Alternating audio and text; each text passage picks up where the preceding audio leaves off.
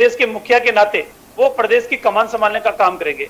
लेकिन जो हकदार था उसको सामान नहीं मिला और घूम फिरा के जोड़ तोड़ करके प्रेशर प्रोटेस्ट करके और सिंहासन के ऊपर कोई दूसरे, तो ये जो प्राकृतिक रूप से जो हक जिसको मिलना चाहिए उसको हक नहीं मिला, उसकी वजह से पूरे राजस्थान के अंदर एक असंतोष ऐसा पनपा है। और आज मैं दावे के साथ कह रहा हूं कि इनका असंतोष इतना बड़ा हुआ है जिसको ये कभी शांत कर ही नहीं सकते। ठीक है, मेरा आरसी चौधरी साहब तो इस पर प्रतिक्रिया देना ही चाह रहे हैं, लेकिन मैं रामलाल जी उस वो जो ये नुस्खा जिस किताब में लिखा हुआ है ना, नेचुरल कैंडिडेचर, जिस किताब में खुलासा किया गया है, जिसके आधार पर आपने हरियाणा में मनोहर लाल खट्टर को बनाया, जिसके आधार पर आपने देवेंद्र फडणवीस को बनाया महाराष्ट्र में, और बहुत सारी जगह आपने चेहरे चुने, अभी आपने कर्नाटक में आज ही शायद संभवतः अभी घंटे 2 घंटे में आप फैसला करने वाले हैं। उस पुस्तक का प्रकाशन कहाँ से होता है, वो पुस्तक कहाँ मिलती है, आरसी चौधरी साहब को उपलब्ध कराइएगा, ये अपनी पार्टी को देंगे, शायद हो सकता है इनका काम आसान हो जाए। आरसी चौधरी साहब कुछ बोलना चाह रहे हैं, बोलिए।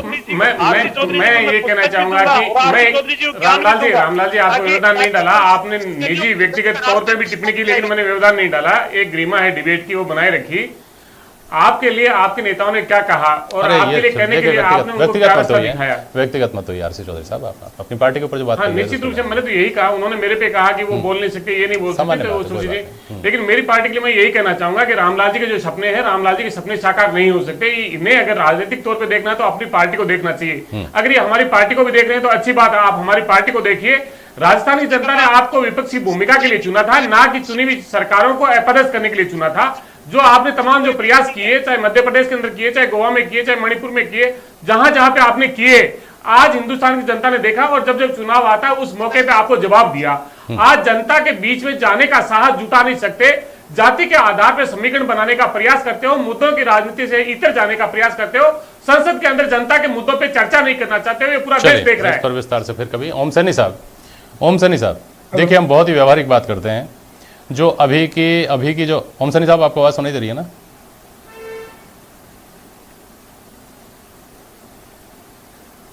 सैनी साहब, आपको आवाज सुनाई दे रही है ना मेरी? ठीक है, मैं आता हूं आपके पास, बाद में आता हूं। पहले वरुण पुरोहित को लेता हूं बहस में। वरुण पुरोहित जी, जब से पंजाब कांग्रेस में पिछले दिनों में जो घटनाक्रम हुआ, उसके बाद से ये चर्चाएं तेज थी कि राजस्थान में भी बहुत जल्दी जो विवाद है उसका निपटारा होगा और स्थायी शांति के लिए कुछ ना कुछ कदम उठाया जाएगा। क्या फर्क है पंजाब राजस्थान में और क्या समानता है पंजाब और राजस्थान में?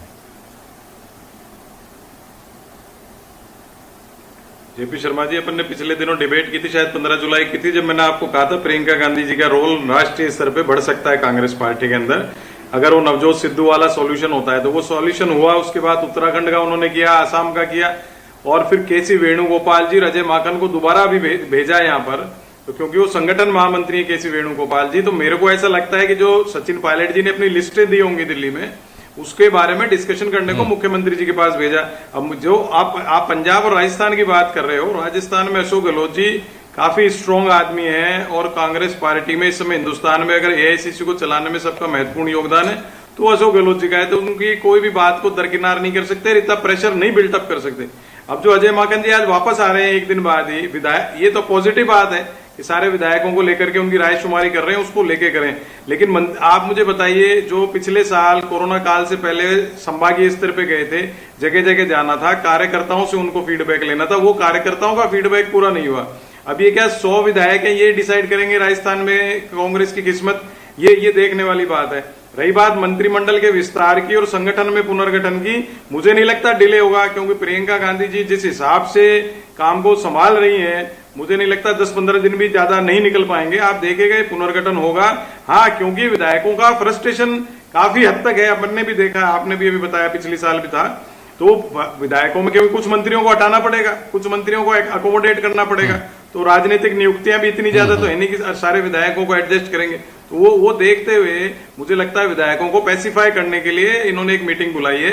विधायकों कैसे कैसे ठंडा किया जाए, उनको असंतोष नहीं हो, संतुष्ट रखा जाए, उनका फीडबैक लेके, जैसे किसी मंत्री को हटाएंगे भी तो भाई विधायक नाराज थे इसलिए हटा गए, ऐसे कोई वाया मीडिया कोई रास्ते निकाल रहे हैं। ठीक बात कही आपने। ओम सैनी साहब, सुन रहे हैं क्या आप मेरी बात? अब आवाज आ रही है? जी हाँ, ओम सैनी साहब, मैं आपको ये कह रहा था कि चूंकि आपके पास तो बहुत लंबा चौड़ा अनुभव है, इस बार जो मंत्रिमंडल का विस्तार है वो दरअसल चुनौतियों भरा हुआ है हर तरह से। पार्टी के सामने ये चुनौती है कि वो ये मैसेज दे कि सब कुछ ठीक है, एक है, एकता है, तैयारी है 2023 के चुनाव तक और बीच में जो भी चुनाव पड़े उनकी, और बाकी सब जो कुछ करना है उसकी। सचिन पायलट गुट के सामने ये चुनौती है कि वो ये बता सकें कि वो अपनी साख को स्थापित कर सकें, वो जिन लोगों ने उनके ऊपर भरोसा किया था उन लोगों को संतुष्ट कर सकें और ये सीधे शब्दों में ये बता सकें कि मेरी चलती है। अशोक गहलोत साहब ने इन परिस्थितियों में सरकार को बचाया, सरकार को चलाया, सरकार को चला रहे हैं और करीब करीब इस स्थिति में है सरकार कि किसी तरह का कोई खतरा गणित लेकर बैठे तो समझ में आता नहीं है। इस स्थिति में उन्होंने पहुंचाया है, लेकिन अब रिटर्न गिफ्ट की बारी भी है। जो लोग लॉयल्टी के साथ खड़े थे, उनके साथ वफादारी के साथ, उन लोगों को भी उनको कहीं ना कहीं उस वफादारी का इनाम देना है, जिसका पैमाना बड़ा होगा, क्योंकि उन लोगों की तादाद ज़्यादा है। तो हर तरह से चुनौतियों से भरा हुआ है ये पुनर्गठन का काम, इसलिए टलता आ रहा था। अब आपको लगता है क्या जो परिस्थितियां दिखाई दे रही हैं उसमें कि इस चुनौती को अंततोगत्वा सभी पक्षों को स्वीकार करना ही पड़ेगा? देखिए, अजय माकन साहब पर जयपुर आना, ये मुझे लगता है कि पहले जो राजस्थान में सन 1954 में जब सुखाड़िया जी और जयनारायण व्यास के बीच में टकराव हुआ था और एक उसके अंदर 8 वोटों से सुखाड़िया जी जीते थे और चीफ मिनिस्टर बने। जैसे 1973 में हरदेव जोशी और रामविलास मिर्धा के बीच में टकराव हुआ था और जिसके अंदर फिर उसमें हरदेव जोशी विजयी रहे। इस बार ये देखने को, जो कि दावा ये कर रहे हैं दोनों गुट कि हमारा बहुमत है,